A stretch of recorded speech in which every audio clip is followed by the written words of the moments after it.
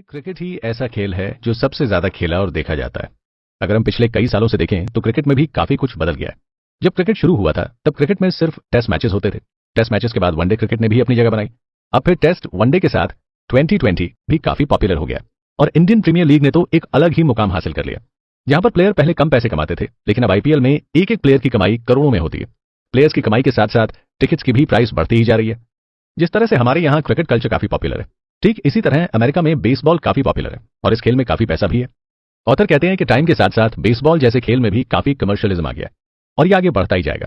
पहले लोग baseball player का ऑटोग्राफ लेने के लिए पागल रहते थे और बेसबॉल प्लेयर भी इस बात को अच्छी तरह से समझते थे और जब भी वो बाउंड्री रोप पर फील्डिंग कर रहे होते थे या फिर मैच खत्म होता था तो बाद में लोगों को ऑटोग्राफ देना नहीं भूलते थे।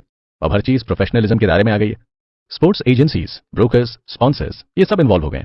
ऑथर कहते हैं कि 1980 के दौरान बेसबॉल प्लेयर के ऑटोग्राफ्स को भी कमर्शियल ऑब्जेक्ट यानी कि मार्केट गुड्स की तरह लिया जाने लगा। जितनी भी स्पोर्ट्स मैनेजमेंट एजेंसीज थीं, ब्रोकर्स और डीलर्स ये प्लेयर्स के ऑटोग्राफ दिलाने के बदले फीस चार्ज करने लगे थे और कुछ प्लेयर्स ऐसे भी थे कि जैसा उनका स्टेटस था उसके हिसाब से ऑटोग्राफ देने के चार्जेस लेने लगे थे। अब आप इमेजिन करिए कि विराट कोहली जैसा प्लेयर हर सेल्फी के लिए अगर आपसे चार्जेस लेने लगे। अगर विराट कोहली ऐसा करने लगे तो आप यही कहेंगे कि प्लेयर के अंदर मोरालिटी नहीं रह गई। अब आप शायद क्रिकेट या उस पर्टिकुलर प्लेयर को उतनी रिस्पेक्ट ना दें जितनी आप सेल्फी लेने से पहले देते थे। ऑथर कहते हैं कि फेमस पिचर बॉब फेलर पर ऑटोग्राफ का $2 लेते थे और कुछ सालों बाद पिचर जो डिमैजियो पर ऑटोग्राफ $20 लेने लगे थे। हालांकि ये ऐसे कुछ ही प्लेयर्स थे जिनके दौर में बेसबॉल में उतना पैसा नहीं था, इसलिए आप इनके इस एक्ट को एक हद तक जस्टिफाई कर सकते हो। 1990 के दौर में ब्रोकर्स प्लेयर्स के ऑटोग्राफ को बैट, बॉल और जर्सी पर साइन करवा लेते थे और फिर ये ब्रोकर्स साइन किए आइटम्स को स्टोर्स, स्पोर्ट्स कंपनीज को बेच देते थे। 1992 में मिकी मैंटल नाम के प्लेयर ने सिर्फ ऑटोग्राफ के थ्रू $2.5 मिलियन की कमाई की थी। इतने पैसे मिकी मैंटल ने अपने पूरे करियर में बेसबॉल खेल कर नहीं कमाए थे। यह सिलसिला यहीं तक नहीं रुका।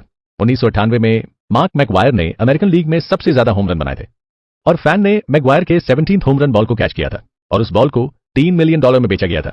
ऑथर कहते हैं कि यह खेल इस तरह से प्रोफेशनल हो गया है कि इससे जुड़ी हर चीज को मार्केट गुड्स की तरह देखा जाने लगा और इसमें इसीलिए अब पूरी तरह से ब्रोकर, इन्वेस्टर्स, स्पॉन्सर्स इन्वॉल्व होने लगे। यानी खेल भी अपने आप इस मनी ट्रांजैक्शन से बच नहीं पाया। खेल लोग एंटरटेनमेंट के लिए खेलते थे। जो इन खेलों को प्रोफेशनल लेवल पर खेलते थे उन्हें एक सेट सैलरी मिलती थी। जब से ये सोसाइटी मार्केट सोसाइटी हुई है तब से इसमें पैसे का फ्लोट ज्यादा होने लगा और खेल अपना एसेंस खोने लगा। अब प्लेयर के हर एक्ट को हम पैसे से जोड़कर देखने लगते हैं। स्पोर्ट्स अब पूरी तरह से कमोडिटी की तरह हो गया और जब स्पोर्ट्स कमोडिटी की तरह हो जाता है तो फैंस और स्पोर्ट्स का रिलेशनशिप चेंज होने लगता है। प्लेयर से रिलेटेड मेमोरेबिलिया यानी मोमेंटो अब गेम की मार्केटिंग का एक हिस्सा हो गया। अब प्लेयर्स के टूटे हुए बैट या फटे हुए ग्लव्स को भी बायर्स को बेचा जाता है और अब बायर्स भी इसे विलिंगली खरीदते हैं। और अब हर बेसबॉल लीग में एक ऑथेंटिकेटर भी होने लगा है जो प्लेयर्स के यूज होने वाले गियर्स पर स्टैंप लगाकर यह ऑथेंटिकेट करता है कि स्पोर्ट्स गियर असली है और प्लेयर्स का ही है। और जब यह ऑथेंटिकेट हो जाता है तो स्पोर्ट्स गियर की वैल्यू कई गुना बढ़ जाती है। प्लेयर्स भी इस मार्केट सोसाइटी से अलग नहीं है। कई प्लेयर्स ऐसे भी हैं जो मार्केट की टेम्पटेशन में फंस जाते हैं और गलत तरीका अपनाने लग जाते हैं, जैसे मैच फिक्स करना और दूसरे इलीगल तरीके से अपने आप को फाइनेंशियल बेनिफिट्स पहुंचाने की कोशिश करते हैं। ऑथर आगे बताते हैं कि पीट रोज नाम के प्लेयर को गैम्बलिंग की वजह से बैन कर दिया गया था। एक और प्लेयर जिसका नाम था लुई गोंजालेस, उसने अपना चबाया हुआ च्युइंगम $10,000 में ऑनलाइन वेबसाइट पर ऑक्शन कर दिया था। इसके अलावा जेफ नेल्सन ने अपनी एल्बो सर्जरी कराई थी और उस सर्जरी से निकली बोन चिप को ईबे पर ऑक्शन के लिए डाल दिया था और जब यह ऑक्शन $23,600 पर पहुंचा तो ईबे ने इस ऑक्शन को रोक दिया और इस ऑक्शन को ह्यूमन बॉडी पार्ट्स की सेलिंग बोलकर इसे फौरन रिजेक्ट कर दिया। यानी प्लेयर्स के ऑटोग्राफ से लेकर उनके बॉडी पार्ट्स तक सब कुछ सेल पर आ गया था। कई बड़ी बड़ी कंपनीज ने स्टेडियम के नेमिंग राइट्स को भी खरीदना शुरू कर दिया था।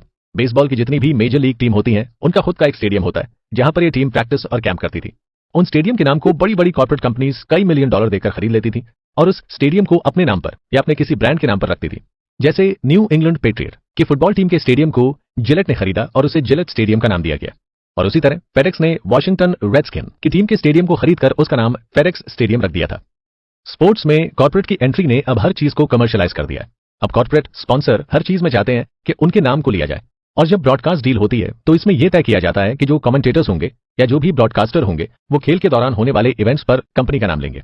एग्जाम्पल के तौर पर जब क्रिकेट में चौके या छक्के लगते हैं तो आप अक्सर कमेंटेटर को यह कहते हुए सुनते होंगे कि ये लगा बीएसएनएल चौका और ये लगा बीएसएनएल छक्का। ऐसा करके कंपनीज खुद का प्रमोशन करती हैं। ऑथर कहते हैं कि बेसबॉल टीम का बस चले तो अपने प्लेयर के नाम के भी राइट्स बेच दें। 2004 में अमेरिकन मेजर लीग बेसबॉल ने कोलंबिया पिक्चर्स के साथ एक डील साइन की थी कि वो आने वाली मूवी स्पाइडरमैन 2 का प्रमोशन करेगी। इसके लिए लीग ऑफिशियल ने स्टेडियम स्टैंड्स में मूवी के लोगो लगवाए और हर प्लेयर के बेस पर एक छोटा सा लोगो लगवाना चाहा, लेकिन प्लेयर और कई फैंस ने इसका अपोज किया और बाद में लीग ऑफिशियल्स ने बेस पर लोगो नहीं लगाया। यानी हम ये कह सकते हैं कि जिस खेल में पूरी तरह से कमर्शियलाइजेशन हावी हो चुका हो उस खेल में सिर्फ